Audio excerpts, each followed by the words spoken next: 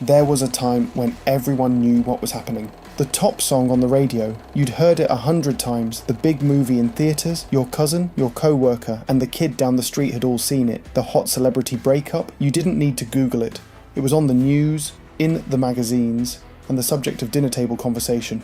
Everything was synced. Culture felt massive, universal, it was everywhere and it meant something. But now, the mainstream is dead. And maybe you didn't notice the moment it happened. There was no big crash, no final song, just a quiet fading away until one day you looked around and realised nobody's talking about the same things anymore. You ask someone, "Did you hear about this?" And they look at you like you're speaking a different language. Because you kind of are. What we lost is something called monoculture, a shared cultural experience that connected us all, and while it sounds nostalgic and warm, its death has reshaped everything we know about entertainment, music, community, and identity. So today, we're diving into it, the death of mainstream, how it happened, why it happened, and what it means for the future. Let's start from the beginning. Back in the day, entertainment was scarce, not in quality, but in access. If you wanted to listen to music, you bought a physical album. If you wanted to watch a movie, you went to the theatre. If you missed your favourite show on TV, you were out of luck. You had to wait for a rerun or read about it in a TV guide. And because the options were so limited, everyone ended up watching and listening to the same things. You didn't get to choose what you liked as easily as we do now. You just followed what was available, and that created a shared experience. In 1946, movie theatres reached their highest weekly attendance in US history, 90 million people. That's more than half the population at the time, not because every film was amazing, but because it was one of the few things to do, one of the few entertainment experiences that was available to everyone, everywhere. Then came television, and that changed everything again. Suddenly, you didn't have to leave your house to be entertained. TV shows, sitcoms, sports, cartoons, it was all there, broadcasted into your living room, but you still had to watch it live, which meant people all over the country were watching the exact same thing at the exact same time. That's what gave those shows their power. You couldn't just hit record or watch later, so you scheduled your day around it. You'd gather with your family at 8 p.m, sit through the ads, and then talk about the episode the next morning with co-workers or classmates. There was a rhythm, a flow, a common ground. Even music followed the same path. Before the internet, if you wanted to hear your favourite song, you had to either own the record or wait for it on the radio or MTV. That wait built anticipation, and that anticipation built connection. You and your friends didn't just listen to music, you obsessed over it together. You passed around CDs, argued about lyrics, memorised track lists, and when a pop star made it big, they felt untouchable, larger than life. Because you didn't see them every day. No Instagram posts, no behind-the-scenes TikToks, just glossy magazine covers and one exclusive interview on late night TV. There was mystery, and that mystery made them magnetic.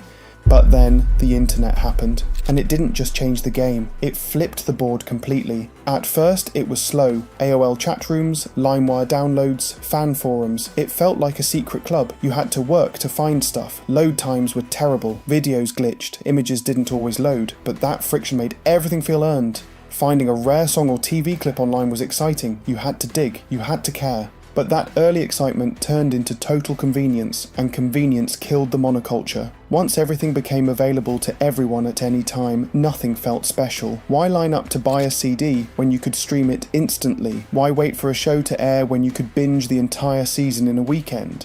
Why go to the theatre when it'll hit streaming in a few weeks? The more accessible content became, the less it mattered. Because now your music library isn't 20 CDs, it's 100 million songs. Your movie shelf isn't a stack of DVDs, it's every film ever made. And while that sounds amazing, it comes at a cost. No one's watching the same things anymore. The timeline is gone, the structure is gone, and the community that came with it, gone. Even with movies, that decline is visible. In the early 2000s, you had blockbusters, films that completely took over culture for weeks, even months. Spider-Man, The Dark Knight, The Matrix, everyone knew when they were coming. You circled dates on your calendar. You bought the ticket. You waited in line. Even smaller movies had a shot because people actually went to the theatre. And if you missed it, no worries. You could rent it at Blockbuster, and even that was a social experience. You talked to the clerk. You asked what was popular. You took a chance on a random movie because the cover looked cool. That scarcity created value.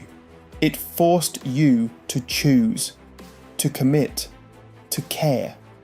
Streaming took that away. Now you just scroll and scroll and scroll. You spend 45 minutes browsing Netflix and end up rewatching The Office for the 15th time, not because you love it, but because nothing else grabs you.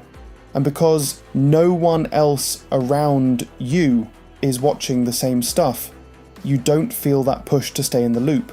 That's the paradox of modern entertainment. We have access to everything, but nothing feels worth it. And music's even worse. Today, 100,000 new songs are uploaded every day. You can listen to all of them, and yet somehow music feels smaller, forgettable, disposable. The most popular song in the world might be one you've never even heard. The most streamed artist might not show up on your playlist. TikTok makes songs viral for 10 seconds and then they disappear. There are no eras, no cultural ownership, just flashes of hype that burn out instantly. We used to live with albums, listen to every track, learn the lyrics, feel something. Now, we skip a song after 12 seconds if it doesn't hook us. And the artist, you follow them online, you see every tweet, every opinion. There's no mystery, no aura.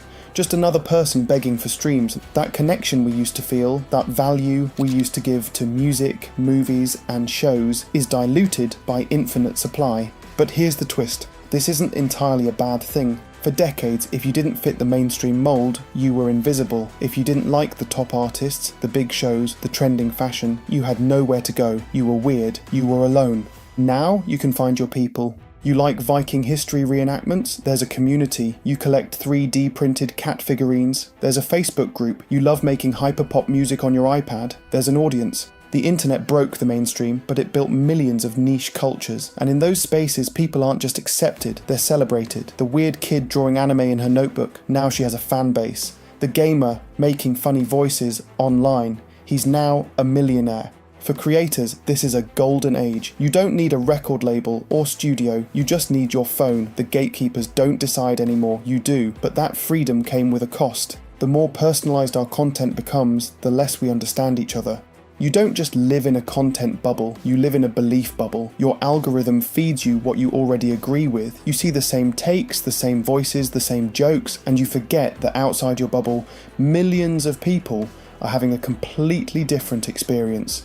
And that's why the mainstream feels gone. Not because there's no content, but because we're all watching different shows, listening to different music, following different trends, and arguing from different starting points. We don't share culture anymore, we scroll past it, and that's why people feel more lost, more disconnected, and more nostalgic than ever. So where do we go from here?